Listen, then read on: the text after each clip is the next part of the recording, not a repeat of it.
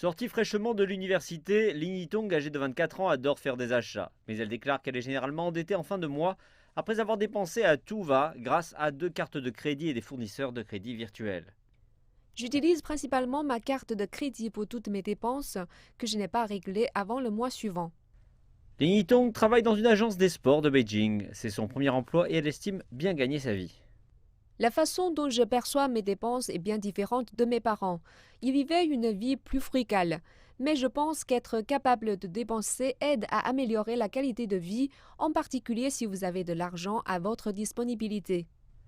Et de nombreux jeunes Chinois de partager le point de vue de Yitong. Selon un rapport de Nielsen Consumer datant de 2019, plus de 86% des jeunes en Chine ont recours aux instruments de crédit.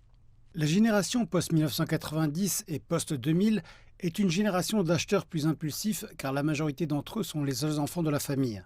Néanmoins, la capacité de production de la Chine a été à la hauteur des demandes de la population grandissante. Rétrospectivement, le professeur Wang affirme que l'économie chinoise a toujours été poussée par l'investissement. La consommation pourrait parfois contribuer à moins de la moitié du produit intérieur brut du pays, le PIB. C'est la raison pour laquelle de plus en plus de jeunes adultes ravis de dépenser de l'argent font partie intégrante de la stratégie d'amélioration de la consommation de la Chine. La consommation réaliste devrait être un moteur de la croissance. L'amélioration de la consommation, par essence, concerne l'optimisation.